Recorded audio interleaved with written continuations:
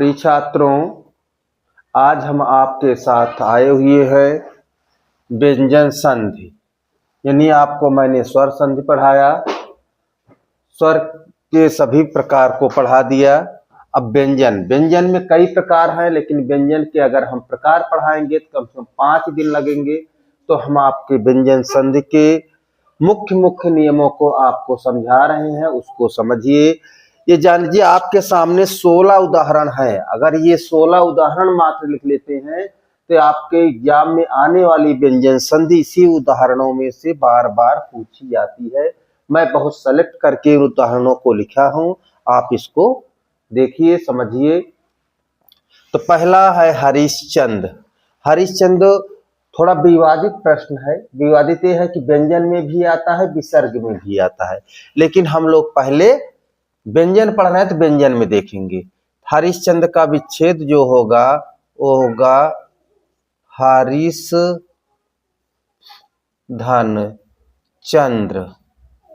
इसी सा का सा हो जाता है, इसीलिए बन जाता है हरिश चंद्र। यानी हमारी बात आपको समझ में आ गई होगी।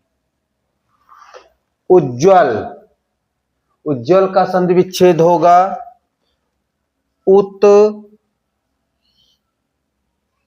धन ज्वल। यानी ता का जा हो जाता है तो वही इसलिए उज्ज्वल। जगदीश, जगदीश का संधि विच्छेद होगा जगत धन ईश। ता था दा, यानी ता वर्ग का तीसरा हो जाता है, यहां दा हो जाएगा, इसलिए इसमें जगदीश होता है। ध्यान से समझेंगे, कोशिश करेंगे, क्योंकि व्यंजन संधि है, इसमें व्यंजन का ही रोल है। इसका करेंगे तो हम जगद, देखिए ता का दा हो जा रहा है। अब इसके बाद हम क्या करेंगे,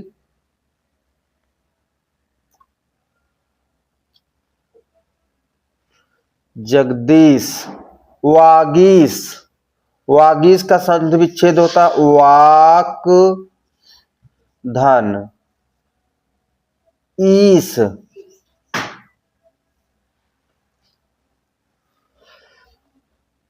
यानी का अपने तीसरे वर्ग गा में आ जाता है, परिवर्तित हो जाता है, इसलिए होता है का गा हो जाएगा तो वा, फिर बड़ी की मात्रा गीस। वागीस में भी हमारी कौन सी संधि है, व्यंजन संधि है। सत्कार, सत्कार का संधि विच्छेद होगा सत धन कार, कोई परिवर्तन नहीं है। जगन्नाथ को बहुत बार पूछा जाता है। जगदीश का, उज्ज्वल का, हरिश्चंद्र का, जगन्नाथ का, ये सब बहुत इंपॉर्टेंट, बहुत महत्वपूर्ण संधियां हैं। इनके विच्छेद देख लीजिए।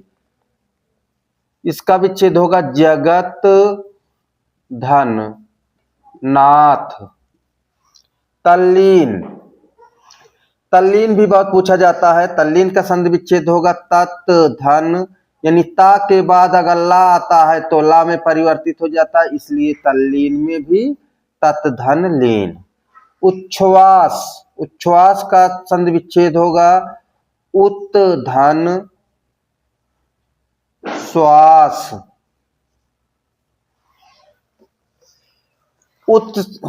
उत्श्रृंखल, उत्श्रृंखल थोड़ा से कठिन है, छत्व संधि है, ध्यान देंगे, लेकिन हमको संधियों के नाम जानेंगे तो आप परेशान होंगे। आप विच्छेद अच्छे से जान लीजिए। उत धन श्वास।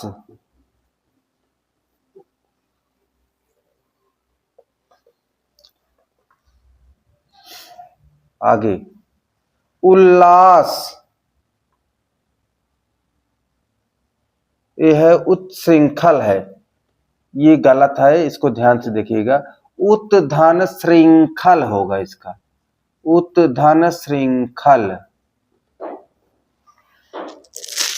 उत्धन श्वास ये है, उत्धन श्रृंखल, ध्यान देंगे। उल्लास, उल्लास का संधि विच्छेद होगा उत्धन लास, यानी ता वर्ग के बाद ला आता है तो ला में परिवर्तित हो जाता है, तो ता हमारा ला में परिवर्तित हो जाए, क्योंकि ता के बाद ला आया है तो बन जाएगा उल्लास।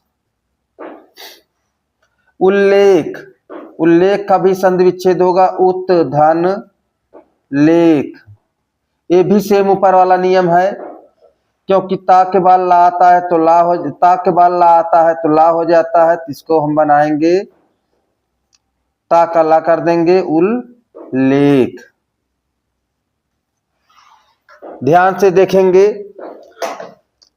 तन्मय, सब अपने बच्चे का नाम रखते हैं तन्मय।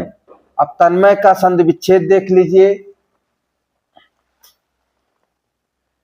तन्मय का संधि विच्छेद होगा तत् धनमय, ता का ना हो जाता, पांचवा वर्ण हो जाता है, व्यंजन संधि है, ध्यान से समझेंगे, विच्छेद होगा तत्धनमय। तत्पर, तत्पर का संधि विच्छेद होगा तत्धन पर। उड्डयन, उड्डयन बहुत कठिन शब्दों में आता है, ध्यान से देखेंगे। उड्डयन का संधि विच्छेद होगा उत्धन डयन, ता था दा, मतलब ता था दा तीसरे वर्ण हो जाएगा, डा आ जाएगा, ता का डा हो जाता है, इसलिए उड्डयन हो जाएगा ये उड्ड, फिर डा यहाँ हलंत लगा देंगे उड्डयन। उड्डयन ऊपर भी सही है नीचे भी है। विद्वान जय, विद्वान जय शुद्ध रूप से ऐसे लिखा जाता है, तो विच्छेद होगा विद्वान धनजय। आप वर्तनी की दृष्टि से भी इन शब्दों को देख सकते हैं। रामस्त चलति, रामस धन चलति। मैंने आपको 16 उदाहरण बताया, उस 16 उदाहरणों में ध्यान से देखिएगा। ये उदाहरण जितने हैं, पहली बात तो व्यंजन संधि के उदाहरण है, दूसरी बात यह है कि वर्तनी की दृष्टि से इसको आप देखिएगा, आपके एग्जाम में वर्तनी भी पूछी जाती है। आज हमने आपको व्यंजन संधि पढ़ाया, आप हमको ये आशा करता हूं मैं कि आपको अच्छे से समझ में आया होगा। अगर आपको कोई डाउट लगता है कि ये शब्द का फिर से बताए सर, तो आप कमेंट करिएगा, मैं बता दूंगा, कोई ऐसी समस्या नहीं है। आज के दिन इतना ही, फिर आगे मिलते हैं। धन्यवाद।